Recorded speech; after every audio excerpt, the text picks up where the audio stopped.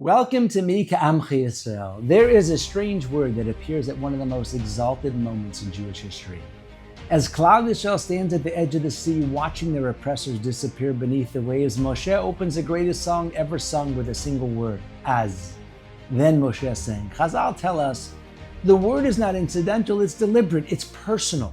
Because Moshe had used that same word before, but very differently. Earlier standing, broken before Borei Olam, Moshe cried out, Me'az! From the moment I came to Paro, things only became worse.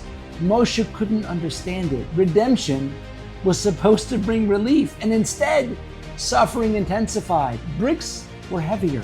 Cruelty was sharper. Hope fell farther away, and Moshe asked the question every honest soul eventually asks. Why does Borei Olam sometimes make things worse right when salvation seems near? That question may as linger until the sea split.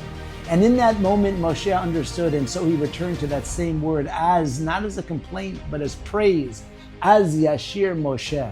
The very word that once carried confusion now carried song.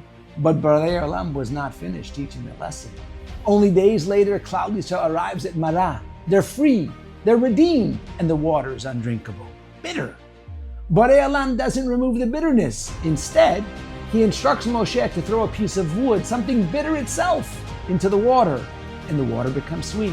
Not bitter plus sweet, but bitter plus bitter equaled sweet. That was not a technical fix, it was an ineluctable stage of redemption. Sometimes Borei Olam works in ways that are deeply counterintuitive. He doesn't sweeten life by subtracting pain, but by adding a second bitterness that transforms the first. And this pattern did not remain in the desert. We've watched it unfold in our very own history. During the Second World War, nearly every Jew in Europe was in mortal danger. But German Jews faced a uniquely impossible reality. They couldn't remain in Germany, but escaping to the Allied nations was equally impossible. Through a rare twist of providence, a group of German Jews found themselves in England. The British government faced an unbearable dilemma. Sending them back meant certain death, but keeping them posed a perceived risk. A solution was reached. They would be sent to Australia by sea, but there was a problem. German U-boats, they patrolled the oceans. Few captains were willing to take the risk. Those who agreed were given strict instructions. Armed, openly anti-Semitic guards were placed in charge of the refugees. All identifying markings were removed from the ship. The captain was ordered not to respond to any radio calls. As soon as the ship set sail, the cruelty began. Harassment, humiliation, fear layered upon fear, and several days into the journey, the guards seized the refugee suitcases. They searched them for valuables. There were none. Anything of value had already been spent escaping Germany. Enraged, the guards threw the suitcases one by one into the sea. Photographs, letters, the last remnants of a destroyed world. One can only imagine the silent question that rose from that deck. Why is Borei Olam doing this to us? The ship eventually reached Australia. Life resumed, homes were built, communities formed.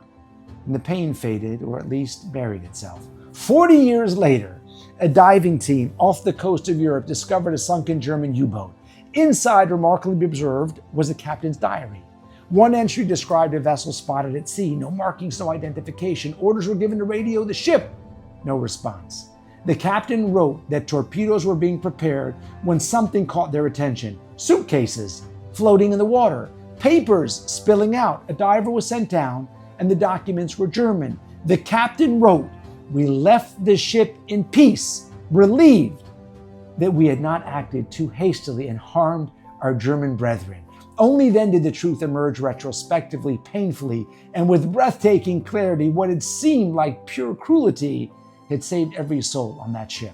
The bitterness itself had become salvation, and suddenly Moshe's question was answered. Had Klal Yisrael remained in Egypt for 400 years, they would have sunk to a depth from which redemption was impossible. Borei Olam intensified the suffering not to destroy them, but to compress 400 years into 210. The added bitterness made redemption possible, as Yashir Moshe.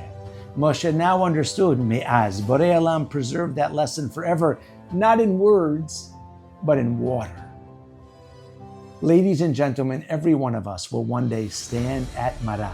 The water will be bitter, The timing literally will make no sense, and the question will of course rise quietly, honestly, Me'az, why now? I'm already operating at max capacity. Why did it have to get worse? And Borei Olam doesn't always sweeten the water by removing the bitterness. Oftentimes he sweetens it by adding another, a loss, a delay, a blow that feels unnecessary. But the Torah teaches us something different and holy. There are moments when the bitterness is not the problem, it's the protection. The stick thrown into the water, the suitcases cast into the sea, the pain we begged Borei Olam to take away were not signs of abandonment. In reality, they were acts of preservation, as Yashir Moshe. Not because the questions disappeared, but because the purpose was finally revealed. May we as Am Yisrael have the courage to live with trust before we live with the answers, and the faith to believe that when Borei Olam adds bitterness, he is not delaying salvation. Rather, he is preparing. Shabbat Shalom, deliver.